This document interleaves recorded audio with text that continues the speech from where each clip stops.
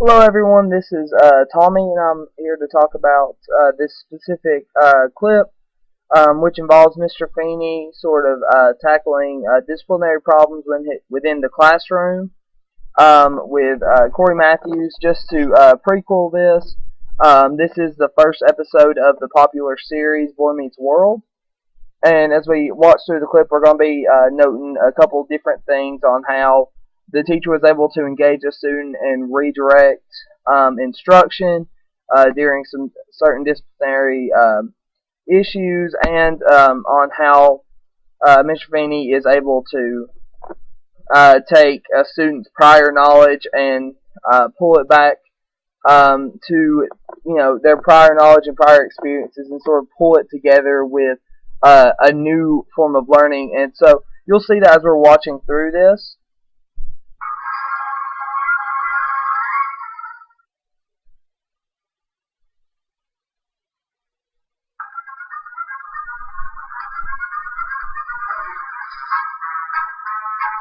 She's dead, Mr. Monahan. Pick up the knife and kill yourself. Come on, Mr. B. You and I both know she's not really dead.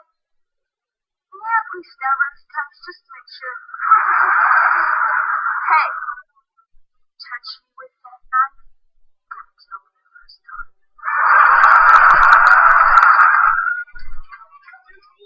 All right, all right. And as we've noticed with the first little bit, we can see how Mr. Feeney really engages the students in the learning as he sort of put them into the scene of Romeo and Juliet, which he's teaching them about now in this 6th grade classroom. And as we've seen with a little bit of it, there's not a lot of different camera angles and things, but there is, as you see throughout the course, there's only a certain amount of students that we see in the classroom. We don't see the entire class as a whole. We just see mostly the right side of the room. So we're not sure how many students would be falling asleep or are tuned out of the class, or who are actually engaged in learning.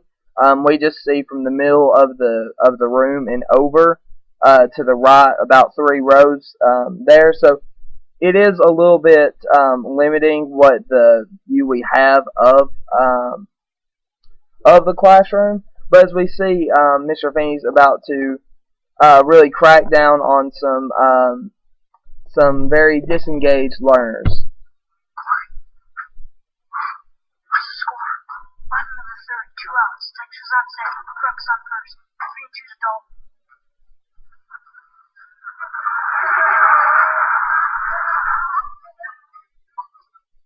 What's this, Mr. Matthews? Huh? What'd you say, Mr. Feeney? You took my hearing. Small delivers, Dalton swings. Oh, he got a piece of that one. It's a long drive. Deep to center. Otis Nixon back to the warning track. Climbs up the wall and...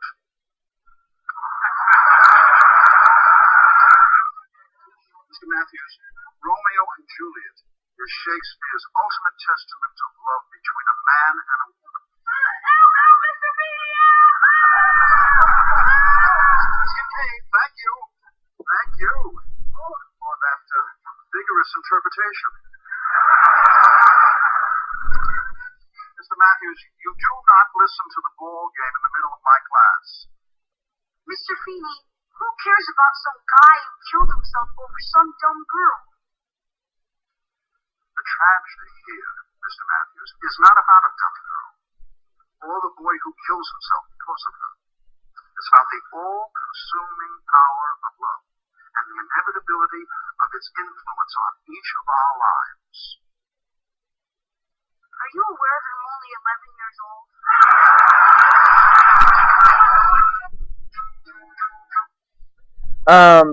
And now, as we see here in this specific instance, there's a lot of things that the teacher did that was very helpful with getting the students to sort of respond to what was going on. As we see, I took the parts of the actual class period where they were there was a lot of instruction going on at the time,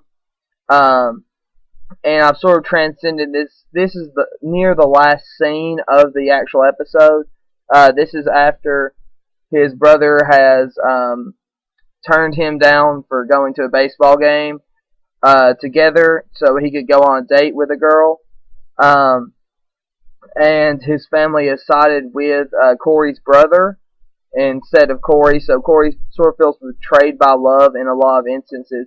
So he's really gotten this same pull towards the Romeo and Juliet story and trying to understand what love really is. So over the course of this, he's experienced a lot of ups and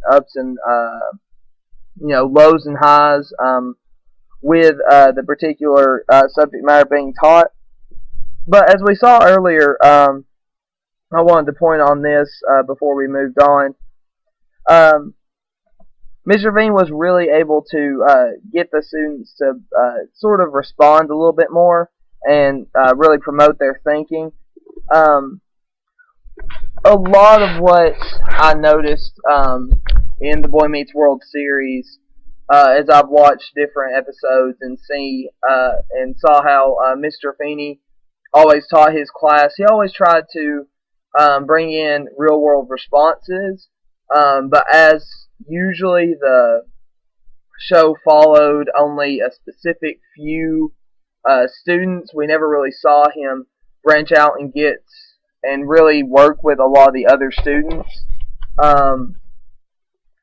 We do notice him pulling in some other students throughout the time period, but for a grand amount, he just sort of picks and focuses more on Corey and his group of friends.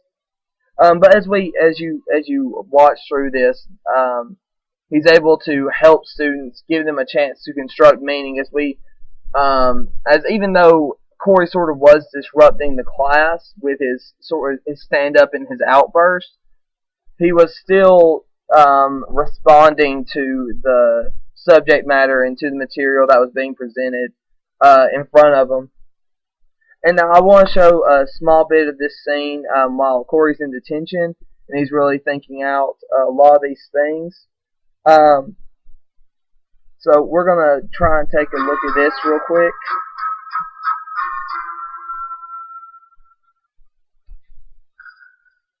You're not going to talk to me at all, are you, Mr. Feeney? Because I've been sitting in the seat for 38 minutes and I've been very good, and I think you should let me go. That conclusion, Mr. Matthews. Because you and I had dinner together last night. I only have to stay here just because I don't want to hear about this love stuff. Because I know it only leads to no good, and I know in your heart you agree with it. What brings you to that conclusion, Mr. Matthews? Because you and I had dinner together last night. Really, I wasn't aware. I had chocolate pie and you had salad for two all by yourself. How did you know that? Because I slept in my treehouse last night. You know why? Because this love stuff is for my whole family against you. And you're teaching us how it's worth killing yourself for, when I know you don't really believe that, do you?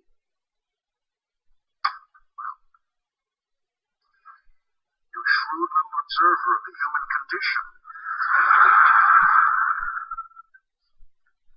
How blissful it must be for you to have lived so little and yet already reached your conclusions about the greatest wonder of the universe. You know what, Mr. Feeney? Keep doing it. Emily Dickinson, the Brownings, examined the depths of human emotions. And do you know what each one of these poets, playwrights, and philosophers had in common, Mr. Matthews? Now took your class? Every one of them was older than 11.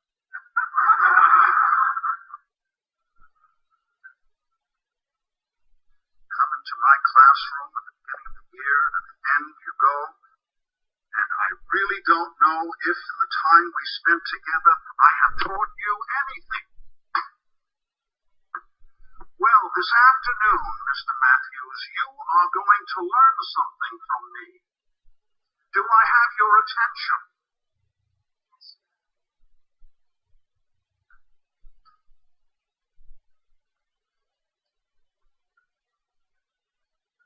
I live on the other side of the fence from you, Corey, and it's impossible not to face in your direction every once in a while and notice the people in the next yard.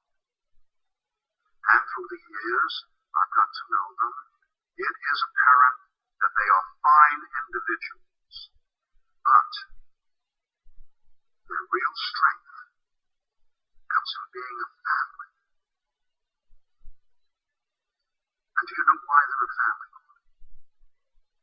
Because at one time, a man and a woman realized that they loved each other and pursued the unlimited potential of what may come from that love. And here you are. There is no greater aspiration than to have love in our lives, Mr. Man. Romeo knew it and died for it. Others know it and prepare salads. And those who don't know it will sit in detention for the rest of their lives.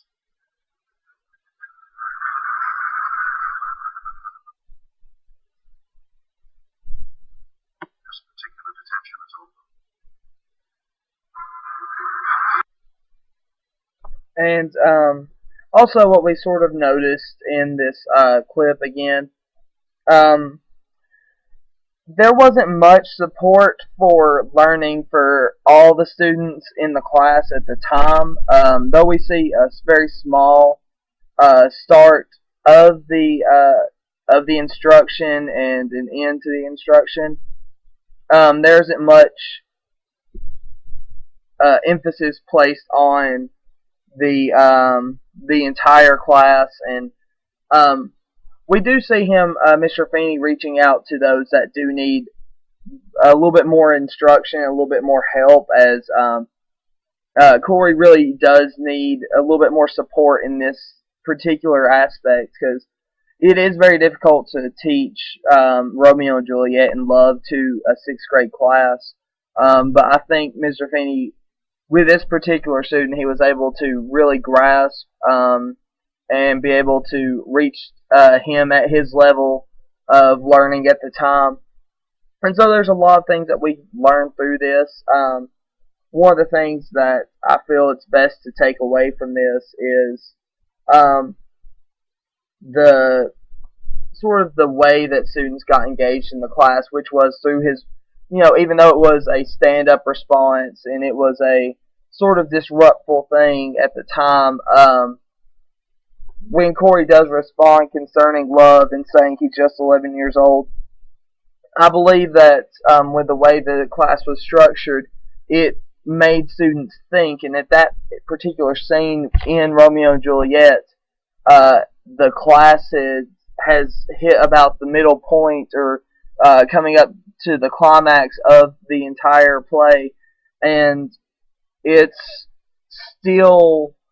such a permeating topic that it hits them and makes them want to respond in such a way. So I think that's a really nice thing that we can take away from this, and that's about all that we could really see with it. A lot of what was happening was more or less